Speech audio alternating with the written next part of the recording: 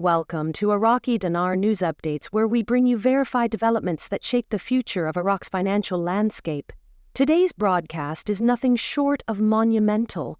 For years, the idea of a revaluation was shared in whispers among investors, forums, and economic circles. That conversation has just shifted into a declaration. Iraq is no longer speculating. Iraq is acting. In a live, nationally televised address, Prime Minister Muhammad Shia Al-Sudani announced what many have waited years to hear. The revaluation of the Iraqi dinar is no longer an internal proposal, it is a formal policy decision. For the first time, Iraq's top leadership has taken full ownership of this long-discussed transition, confirming that an official date for the revaluation has been established, though withheld for strategic reasons. The revaluation isn't just a headline, it's part of a broader economic transformation. Al-Sudani's message came with context. Iraq's fiscal path is being restructured around stability, digital modernization, and sovereignty. The currency reset will align with the upcoming national budget cycle and fiscal reforms. Quote, according to government sources, this rollout will synchronize with a renewed economic blueprint designed to reduce dependency on outdated systems and elevate Iraq to a more competitive global standing. Analyst Militiaman emphasized that the United States has begun addressing the issue of currency manipulation on an international level. As Iraq sets a genuine and effective exchange rate for the dinar, other nations holding dinars may soon see changes in their own currency valuations. This points to a coordinated shift where resource-rich countries will experience strengthened currencies, allowing them to purchase more US dollars with fewer local notes. Not everyone sees the urgency in immediate revaluation. Intel contributor FNU, referencing a May 2025 report, pointed to Iraq's massive infrastructure push. Over 50 major investment projects have resumed, part of a broader strategy involving more than 800 initiatives. According to this perspective, Iraq is positioning itself for long-term sustainability, where the revaluation complements broader development goals rather than rushes ahead of them. What stands out in Prime Minister Al-Sudani's remarks is the seriousness and structure behind the move. This is not a spontaneous reaction. It's a deliberate pivot built on increasing foreign reserves, digitization of the banking system, targeted de-dollarization, and reclaimed public assets. Iraq has built a platform capable of managing international settlements, real-time currency transfers, and trade transactions through a newly integrated digital ecosystem. This plan is not just operational, it's enforceable. Al-Sudani directly warned against manipulation and speculative trading, stating that those found distorting the dinar's value will be prosecuted under both Iraqi and international laws. This is supported by updated legal infrastructure and cross-border cooperation frameworks. The message was clear.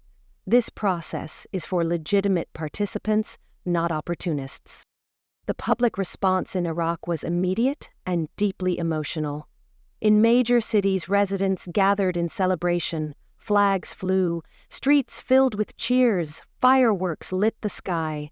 For many Iraqis, this wasn't just an economic update, it was a symbolic restoration of dignity.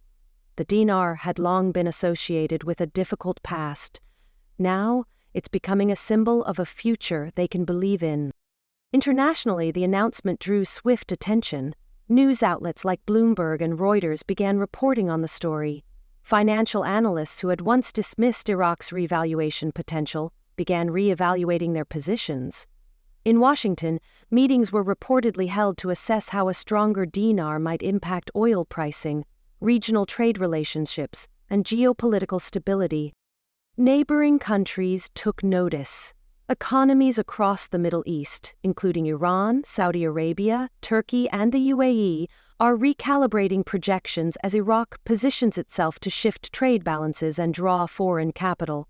Multinational corporations in sectors like telecom, energy, and real estate have already begun re-engaging with Baghdad. Banks that had previously exited the market are now reconsidering entry.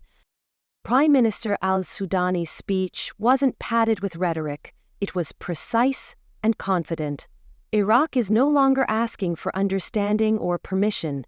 It has the reserves, the technology, and the political will to move forward.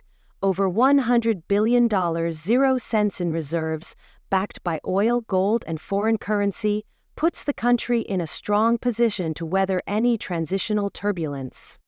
This shift hasn't happened overnight. It is the product of calculated decision-making. Currency reforms, legal changes, anti-corruption initiatives, and a push toward digital finance have been years in the making. Iraq has moved through immense pressure, domestic and foreign, and has emerged with a strategy that is both forward-facing and grounded in realism. The next milestone will be a public appearance featuring both the Prime Minister and the Governor of the Central Bank of Iraq. This event is expected to confirm the revaluation timeline and present more detailed implementation procedures. Once this announcement is made, any remaining speculation will be replaced with direct policy clarity.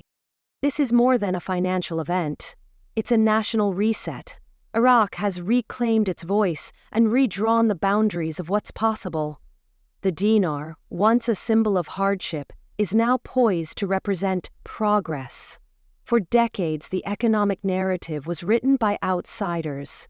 Today, that narrative is being taken back by the people who live it, lead it, and believe in it. Thank you for staying with Iraqi Dinar News Updates. Make sure to subscribe, turn on notifications, and join the conversation in the comments. This is not just a turning point in Iraq's currency. It's a moment that will be studied, remembered, and felt for years to come. Stay informed, stay prepared.